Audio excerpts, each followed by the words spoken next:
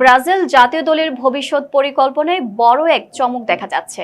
2026 বিশ্বকাপে সামনে রেখে দল গঠন শুরু করেছেন নতুন কোচ কার্লো আনচেলতি। আর সেই পরিকল্পনায় জায়গা পাচ্ছে না দলের অন্যতম বড় তারকা নেইমার। ব্রাজিলিয়ান গণমাধ্যম গ্লোবার সাংবাদিক আন্দ্রে লেপোদ্রা জানিয়েছেন, বর্তমানে নেইমারকে দলে নেওয়ার কথা ভাবছে না আনচেলতি। 34 বছর বয়সী এই ফরওয়ার্ড বর্তমানে সান্তোসে খেললেও তার পারফরমেন্স বিশ্বকাপের মানদণ্ডে পড়ছে না বলে মনে করছেন ইতালিয়ান এই কোচ।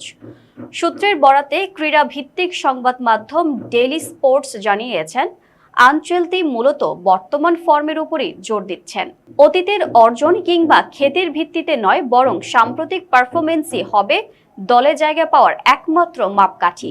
সেই কারণে ব্রাজিলের ইতিহাসের সর্বোচ্চ গোলদাতা হয়েও নেইমার আপাতত পিছিয়ে পড়েছেন। এছাড়া নেইমারকে নিয়ে ভক্তদের যে ব্যাপক আলোচনা ও চাপ তৈরি হয়েছে, সেটিও খুব একটা গুরুত্ব দিচ্ছে না আনচেলতি। তার মতে বিশ্বকাপের মতন বড় মঞ্চে শুধুমাত্র সেরা ফর্মে থাকা খেলোয়াড়দেরই সুযোগ পাওয়া উচিত। ফলে 2026 বিশ্বকাপে নেইমারের খেলা এখন বড় এক অনিশ্চয়তার মুখে।